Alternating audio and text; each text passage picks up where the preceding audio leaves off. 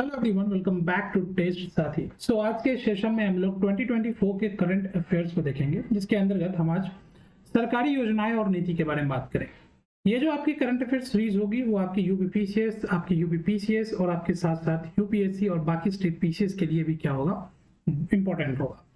आने वाले सीरीज में अब हम रेगुलर करंट अफेयर्स के साथ फॉलो अप करेंगे और इसमें अलग अलग सेक्शनल वाइज जो इंपॉर्टेंट करंट अफेयर्स होंगे हमारे, उसे हम कवर करेंगे, जो कि हमारे आने वाले प्रीलिम्स एग्जाम्स में पूछे जा सकते हैं। इसके साथ साथ एक बेसिक कॉन्सेप्ट्स भी आपको प्रिपेयर हो जाएगी फॉर द आपके यूपीपीसीएस मेंस के लिए। तो ये जो करंट अफेयर्स की सीरीज आपकी होगी वो कंप्लीटली आपके प्रीलिम्स और मेंस दोनों के लिए उतना ही इंपॉर्टेंट आपको देखने को मिलेगा। ना अगर हम देखें तो पहली जो यहाँ पे करंट अफेयर हमें देखने को मिली, दैट इज कि दिल्ली सरकार ने नई सौर नीति जो है 2024 को क्या किया है, पेश किया है।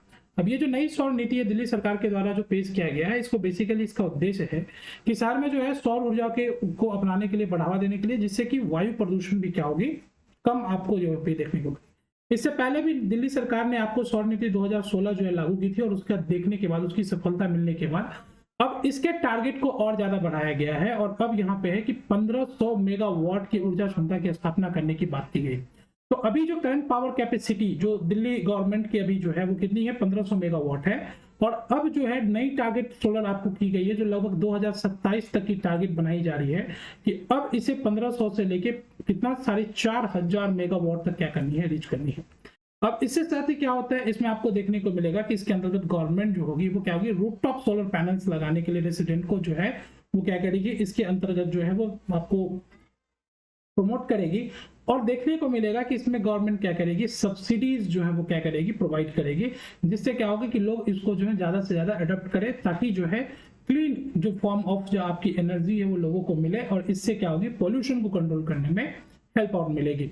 तो आपको ये ध्यान रखना है कि नई सौर नीति 2024 जो है वो दिल्ली सरकार ने आपको यहाँ पे जो है वो क्या की है, जारी की है ना। नेक्स्ट अगर हम यहाँ पे देखेंगे तो ओडिशा ने लघु वनोपज के लिए लावा, जो कि आपको एक एमएसपी योजना की शुरुआत की है, लावा को आपको यहाँ पर देखने को मिलेगा। लावा क्या है, बेसिकली लावा जो है आपको देखने को मिलेगा कि जनजातीय क्षेत्रों में जो है जनजातियों की जो है आर्थिक सेवा को बढ़ाने के लिए इसको किया गया। ओडिशा सरकार ने लघु वनोपज के लिए लगभग आपको देखने को मिलेगा कि 100% राज्य वित्त पोषित जो है एमएसपी जो आपकी जो है योजना जो है लावा का जो है वो शुभारंभ कर दिया। और इसके अंतर्गत आपको देखने को मिलेगा कि लगभग 23% जो है वो आदिवासी समुदाय इससे क्या होंगे, सीधे लाभान्वित होंगे। अब इसके अंतर्गत आपको देखने को मिलेगा कि जो आपकी जो कोऑपरेटिव जो आपकी जो इंस्टीट्यूशन होती है, ये आपकी उसके अंतर्गत क्या होगी, जो इसके अंतर्गत आपको देखने को मिलेगा कि मिशन शक्ति महिला की सहायता समूह के साथ जो है यहाँ पर जो है वो क्या होगा, लाभा से उसको अटैच करके जो है इससे प्रभावित किया जाएगा। नाउ अगर आप देखेंगे तो लावा के क्या क्या आपको फायदे होते हैं, तो यहाँ पर आपको देखने को मिलेगा कि ट्राइबल्स को जो है वो एक तो एमएसपी मिलेगा माइनर फॉरेस्ट प्रोड्यूस के लिए, ठीक है। और इस एमएसपी की जो अकाउंट जो क्रेडिट होगी वो सीधा सीधा उनके बैंक अकाउंट में क्या हो जाएगा, पहुंच जाएगा, ठीक है। तो इससे क्या होगी कि जो आपके ट्राइबल्स एरियाज हैं उनको क्या करेंगे, लोगों की बहुत उसको मदद मिलेगी। तो ध्यान रखिएगा, लावा आपको जो है वो उड़ीसा से संबंधित है और ये जो है वो 100% एमएसपी प्रोड्यूस देता है आपको जो है ट्राइबल्स के लिए ना। अगले करंट अफेयर्स की अगर हम देखेंगे तो यहाँ पर हमें देखने को मिलेगा कि अर्जुन मुंडा ने कृषि क्षेत्र में कार्बन बाजार के लिए रूपरेखा का शुभारंभ किया है। तो बेसिकली आपको देखने को मिलेगा कि जो किसान कल्याण मंत्री अर्जुन मुंडा है, उन्होंने स्वैच्छिक कार्बन बाजार जो आपकी जो वॉलेंट्री जो कार्बन मार्केट होती है वीसीएम जो है उसके लिए आपको यहाँ पे वो शुरू किया। और उन्होंने कहा कि अब एग्रीकल्चर में जो है इसके अंतर्गत जो है छोटे और मध्यम किसानों को जो है क्या करना है, वीसीएम के थ्रू जो है कार्बन क्रेडिट के थ्रू क्या करना है, जोड़ना है। अब ये कार्बन क्रेडिट क्या होता है, इसके बारे में आप जो है वो जीएस के अंदर पढ़ते ही हैं। बस बेसिकली कार्बन क्रेडिट जो होता है एक लिमिटेड आपको कोशिश करना होता है, जिसके अंतर्गत ये होती है कि गवर्नमेंट एक लिमिट तय करती है कि इसके अंतर्गत इतना आप जो है क्या कर सकते हैं, कार्बन जो है उत्सर्जित कर सकते हैं, उससे अधिक करने पे आप पे फाइन या टैक्स आपको लगेगी। तो ये चीज जो है अब क्या करें, किसानों के लिए भी देखने को मिलेगा, क्योंकि आपको देखने को मिलेगा कि लगभग 18% ऑफ कार्बन डाइऑक्साइड जो होती है वो इंडिया में एग्रीकल्चर सेक्टर के अंतर्गत जो है जीएचजी गैस जो आपकी ग्लोबली होती है, ये आपकी यहाँ से होती है, ठीक। तो ये प्रभावित करती है कहीं ना कहीं आपको जो है क्लाइमेट चेंज को लेकर, और इसीलिए एग्रीकल्चर में इस चीज को इंप्लीमेंट करना जरूरी है, ताकि जो है पर्यावरण अनुकूल जो है पद्धतियों को अपनाया जा सके और क्लाइमेट चेंज के इम्पैक्ट को कम से कम किया जा सके। और इसकी शुरुआत जो है वो एग्रीकल्चर सेक्टर में भी आपको देखेंगे। सामान्य तौर पे आप देखते ही हैं कि पराली जैसी जलाने जैसी समस्याएं जो होती हैं वो आपको आम तौर पे देखने को मिलता है। वो इन सभी चीजों को, समस्याओं को कम करने के लिए इस वीसीएम को क्या किया गया है, यूज किया गया। तो ध्यान रखिएगा कि कार्बन क्रेडिट बाजार के लिए जो है वो अर्जुन मुंडा ने, कृषि एवं कल्याण मंत्री ने इसको क्या की है, शुरुआत की है। नेक्स्ट टॉपिक अगर आप यहाँ पर देखेंगे तो तेलंगाना सरकार ने मुफ्त बिजली योजना शुरू करने की तैयारी की, जिसमें आपको गृह ज्योति योजना जो है आपको यहाँ पे जारी किया। ये गृह ज्योति योजना क्या है, तो बेसिकली आपने देखा है कि दिल्ली में भी जो है वो गवर्नमेंट क्या कहती है, लगभग 200 यूनिट जो है वो बिजली मुफ्त दी जाती है। सेम इसी तरीके की कुछ योजना है। तेलंगाना में कांग्रेस सरकार फरवरी से जो है गृह ज्योति योजना लागू कर रही है और इसके तहत जो है 200 यूनिट तक की जो है वो मुफ्त बिजली जो है लोगों को घर पर दी जाएगी। और इसका निर्णय जो अभी लिया गया है, ये बेसिकली सिंपल ध्यान रखिएगा कि गृह ज्योति योजना जो है वो 200 units free electricity for every house hold जो है ये आपको यहाँ पे किया गया है। तो गृह ज्योति योजना 200 यूनिट फ्री इलेक्ट्रिसिटी के लिए तेलंगाना में जो है आपको ये देखने को मिलेगा। नाउ नेक्स्ट अगर हम यहाँ पर देखेंगे तो नितिन गडकरी ने महत्वाकांक्षी जो है राष्ट्रीय रोपवे योजना का अनावरण किया है, जिसका नाम पर्वतमाला है। तो पर्वतमाला आपको पहले की योजना आपको पता है कि पर्वतमाला योजना के अंतर्गत जो है देश में अलग अलग पर्यटन स्थलों पे क्या किया जा रहा है, रोपवे का कार्यक्रम को जो है यहाँ पे किया गया।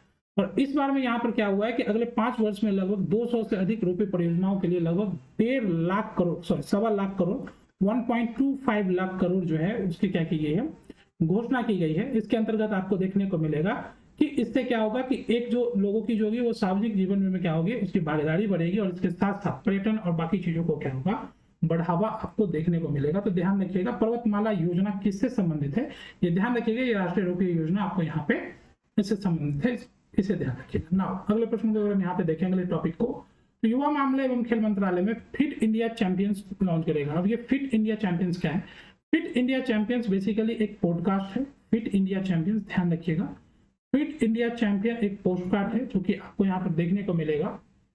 इसके अंतर्गत जो है नीरज चोपड़ा या शीतल देवी जैसे एथलीट जो है उनकी द्वारा क्या की जा रही है कि खेल में मतलब किस प्रकार से हमें फिटनेस को लेके कैसी तरह चाहिए, मतलब ये हेल्थ कॉन्शियस चीजों को लेके जो है वो क्या करेंगे, पॉडकास्ट करेंगे। ठीक है, इसमें लगभग 10 एपिसोड की श्रृंखला शुरू होगी और इसमें जो है अलग अलग लोगों के बारे में, अलग अलग नायकों के बारे में, उसकी कहानियों के बारे में, स्वास्थ्य संबंधी चीजों के बारे में इस पर क्या किया जाएगा, दिया जाएगा। That is the fit India champions. ये आपकी सीरीज जो है वो यहाँ पे आपको देखने को मिलेगी। तो फिट इंडिया चैंपियंस सीरीज ध्यान रखिएगा, ये संबंधित है आपके जो है एथलीट्स के, खेल नायकों के जो है उनके उपलब्धियां, उनकी कहानियां, उनके फिटनेस ट्रिक और बाकी चीजों से संबंधित है। नाउ अगर हम अगले टॉपिक को देखें तो यहाँ पर हमें देखने को मिलेगा कि भारत सरकार ने एक अनुवादनी आपकी जो है ऐप लॉन्च की है। अनुवादनी ऐप क्या है, अनुवादनी ऐप बेसिकली क्या है कि आपने देखा भी होगा लास्ट में भी कि हमारे जो प्रधानमंत्री हैं मोदी जी ने, उन्होंने ये एक चीज कही थी कि हमें जो है रीजनल लेवल पे जो है, और ये न्यू इकोनॉमिक पॉलिसी के अंदर जो न्यू एजुकेशन पॉलिसी आई थी उसके अंतर्गत भी ये कहा गया था कि क्षेत्रीय भाषाओं में जो है वो एजुकेशन को प्रमोट किया जाता है। तो अनुवादनी ऐप जो है वो क्या किया गया, इसके अंतर्गत ये जो है कि हमारे संविधान के 8वीं अनुसूची में सभी जो भारतीय भाषाएं हैं उनको डिजिटलाइज करने की कोशिश की गई है। उस पे जितने भी लैंग्वेज हैं उनकी सारी के सारे की क्या हो रही है, स्टडी मटेरियल जो है वो लागू बनाई जा रही है उसके ऐप के द्वारा। ये AI जनरेटेड ऐप होगी और वो उसको क्या करेगी, स्टूडेंट तक पहुंचाई जाएगी। और इसके अंतर्गत क्या होगा कि सभी स्कूल और विश्वविद्यालयों में जो रीजनल लेवल पे जो भी हमारी अनुसूचित भाषाओं में जो है उनकी अध्ययन सामग्री उस भाषा में उसकी जो है वो बुकलेट्स मटेरियल वहां पे क्या हो जाएगी, अवेलेबल हो जाएगी। दैट इज द अनुवादनी, ये अनुवाद करेगी। ह्यूमन आपके लाइक जो है AI है जो भारत सरकार के द्वारा लॉन्च किया गया है ना। अगर हम अगला देखें तो यहाँ पे हमें प्रधानमंत्री सूर्योदय योजना, सूर्योदय योजना सिंपली रिलेटेड है, आपको पता है ये भी सोलर एनर्जी से, सोलर पैनल्स के आपको रिलेटेड है। हाल ही में आपको देखने को मिलेगा मोदी जी ने स्पीच दिया था, उसके अंदर उन्होंने कहा है कि वो लगभग 1 करोड़ घरों के ऊपर क्या होंगे, आपको जो छतों पर सौर ऊर्जा लगाने की जो है उन्होंने निश्चितता की। तो ये योजना सूर्योदय योजना से ही संबंधित यही है कि उन्होंने प्रधानमंत्री ने 1 करोड़ घरों के छत पर सौर ऊर्जा लगाने की योजना शुरू की है, जिसका उद्देश्य जो है वो निम्न और मध्यम आय वाले परिवारों को बिजली उपलब्ध कराना है। ठीक है, प्रधानमंत्री योजना जो है वो बिल्कुल क्या है, इसके अंतर्गत न केवल ऊर्जा की आवश्यकताओं को पूर्ति करेगा बल्कि परिवार को अतिरिक्त बिजली के माध्यम से अतिरिक्त आय उत्पन्न करने में भी क्या करेगा, अवसर प्रदान करेगा। तो सूर्योदय योजना ध्यान रखिएगा, 1 करोड़ घरों के छत पर सौर ऊर्जा लगाने की योजना। तो इस तरीके से आपसे यहाँ पे प्रश्न पूछा जा सकता है कि किस योजना से संबंधित है या सूर्योदय योजना का संबंध किससे है। तो ये ध्यान रखिएगा कि 1 करोड़ घरों के छत पर जो है सौर ऊर्जा लगाने की जो है पहल है सूर्योदय। नाउ अगर हम देखेंगे तो हिमाचल प्रदेश ने मेरा स्कूल मेरा गौरव अभियान शुरू किया है। हिमाचल प्रदेश ने अपना विद्यालय कार्यक्रम के तहत जो है सरकारी स्कूलों में शिक्षा में बदलाव लाने के लिए उन्होंने मेरा स्कूल मेरा गौरव कार्यक्रम शुरू किया है। ये जो मेरा स्कूल मेरा गौरव कार्यक्रम है, ये बेसिकली आपको देखने को मिलेगा कि राष्ट्रीय शिक्षा नीति जो है वो उसके अनुरूप किया गया है, जिसके अंतर्गत क्या हो कि छात्रों का जो है समग्र विकास हो सके, इसके लिए जो है इसको ये किया गया। मेरा स्कूल मेरा गौरव के अंतर्गत उन सारे पैमानों को देखा जाएगा जिसमें छात्रों के जो है वो सर्वांगीण विकास हो सके, और अलग अलग समयों और बाकी चीजों को डिटेल आउट किया जाएगा और उसके आधार पे उसकी शुरुआत की जाएगी, ताकि बच्चों में ये क्या हो, ये जो है वो सुधार की स्थिति देखने को मिली, सरकारी स्कूलों में जो है वो क्या हो, इंप्रूवमेंट हो ना। तो ये ध्यान रखिएगा, मेरा स्कूल मेरा गौरव हिमाचल प्रदेश से संबंधित है, ये आपको यहाँ पे ध्यान रखिएगा ना। नेक्स्ट अगर हम यहाँ पे देखें तो असम सरकार ने मुख्यमंत्री महिला उद्यमिता अभियान योजना का अनावरण किया। मुख्यमंत्री महिला उद्यमिता अभियान, ठीक है, ये आप ध्यान रखिएगा, MMUA, मुख्यमंत्री महिला जो आपकी जो है महिला उद्यमिता अभियान, ये लगभग आपको देखने को मिलेगा कि इसके अंतर्गत क्या किया गया। इसके अंतर्गत जो है ग्रामीण महिलाओं को जो है 1 लाख वार्षिक आय की जो है वो क्या की गई है, ग्रामीण सूक्ष्म उद्योगों के लिए, मतलब महिलाओं को जो है उद्यमी बनाने के लिए 1 लाख तक की जो है उसकी सहायता, राशि सहायता की जाएगी। ठीक है, आवेदकों को पहले वर्ष में यहाँ पे 10,000 का अनुदान मिलेगा और फिर उसे 12-12,500 के आसपास में आपको यहाँ पे देखने को मिलेगा। तो माइक्रो इंपोर्टेशन को महिलाओं की भागीदारी को बढ़ाने के लिए यहाँ पर क्या किया गया, ये योजना लाई गई है। लगभग आपको देखने को मिलेगा 39 लाख महिलाओं को जो है वुमेन एसटीजी को, जो स्वयं सहायता समूह की महिलाएं हैं, वो इस पे क्या होंगे, इस पे जो है वो उसमें सहभागी होंगे, इस पे प्रभावित होंगे ना। ये सारी चीजें, और आपको 1 लाख की वार्षिक आय जो होगी आपको यहाँ पे देखने, तो ये ध्यान रखिएगा, मुख्यमंत्री महिला उद्यमिता अभियान संबंधित है इससे। अगला प्रश्न, यहाँ पे छत्तीसगढ़ सरकार ने महतारी वंदना योजना 2024 की शुरुआत की। महतारी वंदना योजना संबंधित किससे है, ये छत्तीसगढ़ राज्य से संबंधित है, और इस योजना के अंतर्गत आपको देखने को मिलेगा कि 1,000 रुपए मासिक सहायता दी जाएगी। इसका जो बेसिकली जो आपका उद्देश्य है वो है कि यहाँ पर जो है जो ट्राइबल महिलाएं और ऐसी महिलाएं जो आपको गांव में, यानी कि जो विवाहित महिलाएं हैं जिनकी पारिवारिक लाइफ जो है क्या वो 2.5 लाख रुपए से कम हो, वो इसको क्या कर सकती हैं, उनको इसका लाभ मिलेगा। कुल आपको जो है साल का 12,000 रुपए, प्रति माह जो है आपके 1,000 रुपए जो है इनको क्या की जाएगी, दी जाएगी। ठीक है, ये इसलिए किया जा रहा है कि इसके स्तर पर ये होगा कि महिलाओं को इससे जो है वो वित्तीय स्थिति में सुधार लाई जा सके, और लघु स्तरीय उद्यमों को प्रोत्साहन देने का भी इसके अंतर्गत प्रयास किया गया है। तो महतारी वंदना योजना ध्यान रखिएगा, महिलाओं को जो है वो क्या है, आपको जो है जो 23 से 60 वर्ष की आयु की महिलाएं हैं उनको 1,000 रुपए मासिक सहायता देने की जो यहाँ पे की गई है। अगला अगर हम यहाँ पे करंट अफेयर देखें तो यहाँ पे हमें देखने को मिलेगा ई साक्षी ऐप के बारे में। अब ये ई साक्षी ऐप क्या है, ई साक्षी ऐप जो है वो हाल ही में आपको देखने को मिलेगा, केंद्रीय मंत्री राव इंद्रजीत ने आपको जो है वो MP अलर्ट्स के अंतर्गत जो है ई साक्षी मोबाइल को लॉन्च किया गया है। ये ई सेक्शन क्या है, ये बेसिकली जो MP अलर्ट्स होता है, MP अलर्ट क्या होता है, जो संसद और स्थानीय क्षेत्र विकास योजना जो आपकी जो है जिसके अंतर्गत जो है वो आपके सांसदों को पैसा दिया जाता है, सांसद के फंड्स होते हैं, और फंड को कहाँ कहाँ यूज किया गया, कैसे यूटिलाइज किया गया, इसकी पूरी डिटेल आउट आपको यहाँ पर जो है इस योजना के अंतर्गत दिया गया, ताकि ये पता चले कि आपकी जो संसद फंड में जो भी पैसा आया है, एम्पलेट के अंदर जो भी पैसा आया है वो किन किन विकासात्मक कार्यों में यूज हुआ है, और उनकी पूरी डिटेल्स यहाँ पर जो है ई साक्षी ऐप के अंतर्गत जो है वो किया गया। तो ये बेसिकली सांसद फंड के अंतर्गत जो है वो क्या है, पारदर्शिता लाने के लिए यहाँ पर दिया गया। तो ई साक्षी ऐप ध्यान रखिएगा, ठीक है, कि सांसदों के जो है वो क्या है, वो आपके जो है वो विकास फंड को लेके जो है इसको क्या किया गया है, उसकी पारदर्शिता को संबोधित किया गया ना। अगला प्रश्न यहाँ पे अगर यहाँ टॉपिक देखेंगे तो केंद्रीय मंत्री ने कृत्रिम रीफ के लिए जो है लगभग आपको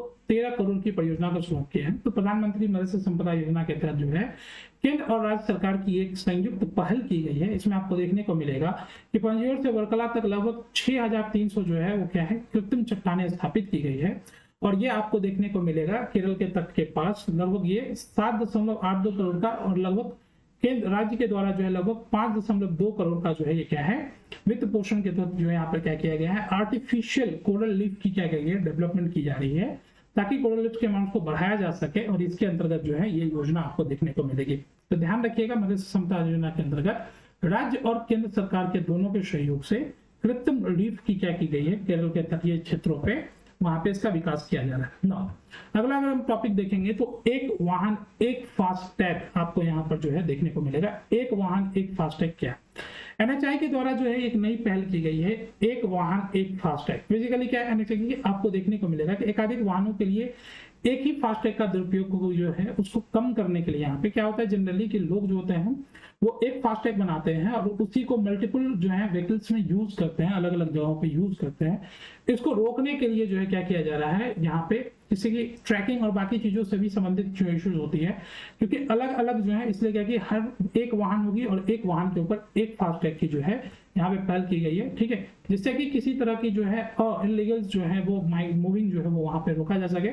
और बेसिकली ये एफिशिएंट करेगा आपके इलेक्ट्रॉनिक टोल सिस्टम को, ताकि ये पता चले कि एग्जैक्टली किस गाड़ी से और किस गाड़ी की ये फास्टैग थी, ये सारी चीजें। तो इस तरीके से आपको देखने को मिलेगा एक वाहन एक फास्टैग, आप इसको ध्यान रख सकते हैं। नाउ केरल में ऑपरेशन अमृत की शुरुआत हुई। केरल में आपको देखने को मिलेगा कि एंटीबायोटिक दवाओं के अत्यधिक उपयोग को लेकर यहाँ पर क्या किया गया है, इसको रोकने के लिए जो है यहाँ पे अमृत की शुरुआत की गई है। अमृत बेसिकली क्या है, anti microbial resistant intervention for the total health. यहाँ पे जो है क्या है, केरल में अत्यधिक जो है वो एंटीबायोटिक्स की यूज कर रहे हैं। इसके लिए जो है यहाँ की जो औषध नियंत्रण विभाग ने एक नई जो है पहल शुरू की थी, जिसके अंतर्गत जो है एंटीबायोटिक दवाओं को रोकने के लिए यहाँ पे किया गया। एंटीबायोटिक दवाओं के जो है नुकसान बहुत ज्यादा आपको देखने को मिलता है और इसीलिए इस पहल को यहाँ पे क्या किया गया। तो ध्यान रखिएगा, अमृत और जो आपकी जो है वो एंटीबायोटिक दवाओं के उपयोग को जो है वो क्या कहिए, अंकुश लगाने के लिए। इस तरह के टॉपिक आपको देखने को मिल सकता है कि इनमें से जो है केरल राज्य में या सीधा अमृत की जो है वो क्या है, किससे संबंधित है, या एंटीबायोटिक दवाओं के अधिक उपयोग को रोकने के लिए किस योजना की शुरुआत की गई। इस तरीके से आपसे जो है वो प्रश्न क्या होता है, पूछे जा सकते हैं। अगला अगर हम यहाँ पर देखेंगे तो कर्नाटक में बेरोजगार युवाओं के लिए युवा निधि योजना की शुरुआत की गई है। युवा निधि योजना ध्यान रखिएगा। युवा निधि योजना क्या है, बेसिकली जो कर्नाटका में जो यूथ है, ठीक है, उनको लिए जो है क्या है, एक वित्तीय सहायता की गई स्कॉलरशिप ग्रांट में। ये ऐसे लोग जो पिछले 6 महीने में नौकरी पाने में असमर्थ रहे हैं और उच्च शिक्षा नहीं ले रहे हैं, उनके लिए क्या हो गया है, उनको वित्तीय सहायता दी जाएगी। इसमें आपको देखने को मिलेगा कि जो अनएम्प्लॉयड ग्रेजुएट्स हैं, जो कि मतलब डिग्री धारक जो हैं वो ग्रेजुएट हैं, उनको लगभग महीने का 3000 रुपया, और डिप्लोमा धारक जो है उनको 1500 रुपया जो है वो सरकार यहाँ पे क्या होगी, इसके अंतर्गत देगी। तो ध्यान रखिएगा, कर्नाटका और कर्नाटका में आपकी जो है युवा निधि, आपको यहाँ पर ये ध्यान रखिएगा कि युवा निधि रिलेटेड टू आपका कर्नाटका का, यहाँ पे इसको ये किससे संबंधित है, ये छात्रों को जो है वो एक तरह से आपको जो है वो क्या है, वित्तीय सहायता देने से जो है वो संबंधित है ना।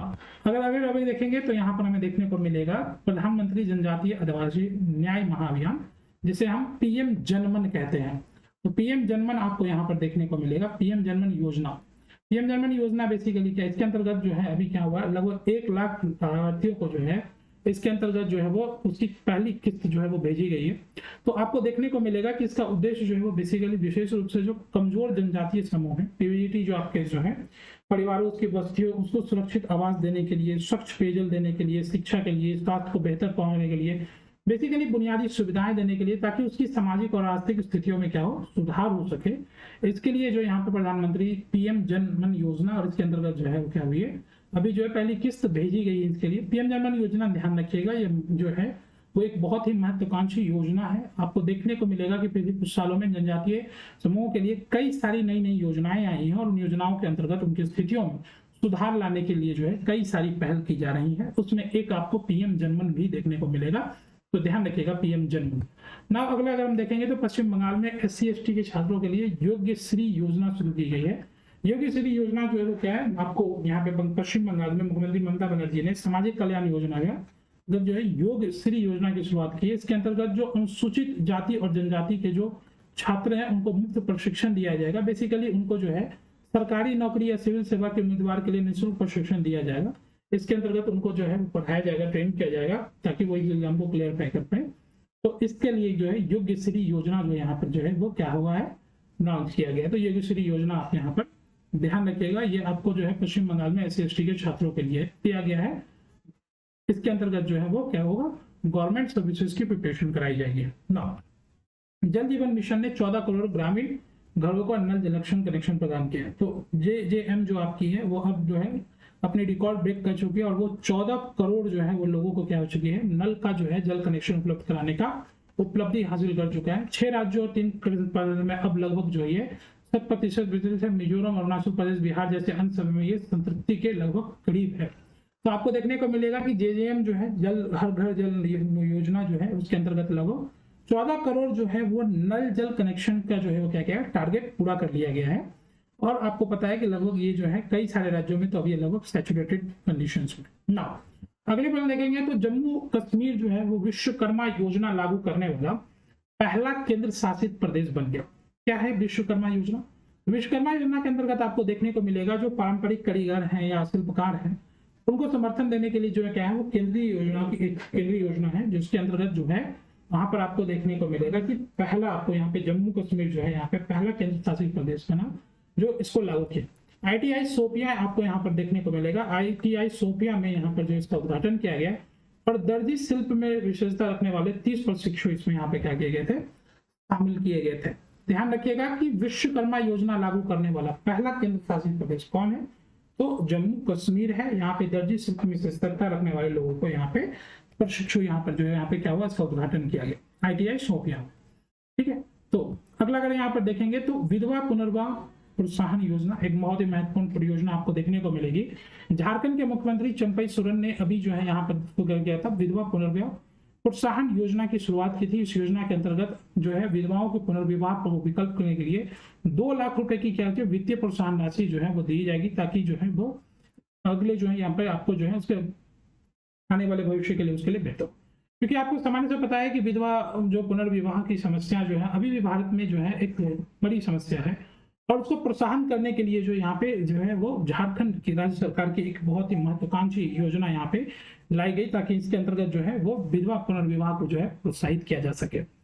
अगला अगर यहाँ पर हम देखेंगे तो नमस्ते योजना आपको यहाँ पर देखने को मिलेगी। नमस्ते योजना ध्यान रखिएगा, नमस्ते योजना सफाई कर्मचारियों के मैनुअल भागीदारी को खत्म करने के लिए जो है यहाँ पर जो है वो यहाँ पे किया गया। इसका जो बेसिक जो मेन इसका फोकस है कि आपको देखने को मिलेगा कि जो खतरनाक सीवर और सेप्टिक टैंक होते हैं उसमें जो मैनुअली जो सफाई कर्मी उतरते हैं उनको रोकने के लिए जो यहाँ पर क्या किया जा रहा है, इसको कम करने के लिए यहाँ पे जो है नमस्ते योजना लाया गया है।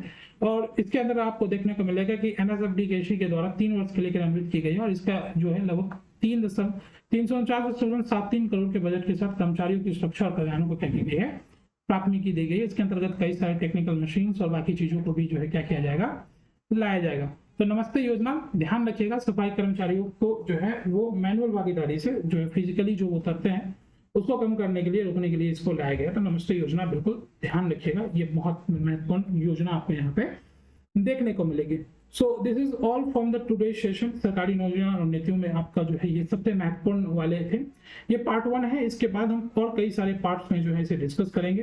तो बी आर वेटेड कि आपकी यूपीपीसीएस प्रीलिम्स 2024 आ रही है, हमारे साथ जुड़े रहिए। हम आपको जो है कई सारे कंटेंट और मटेरियल्स आपकी जो है अभी तक जो हमने PYQ कर ली है, now we will current affairs, आपकी MCQ सीरीज, डिस्कशन सीरीज, हम मल्टीपल सीरीज के थ्रू आएंगे और फिर आपकी इस प्रिपरेशन को कंप्लीटली एज करेंगे। तो this is all from my side, thank you so much everyone. मिलेंगे अगले सत्र में और अगले सत्र में। Thank you so much.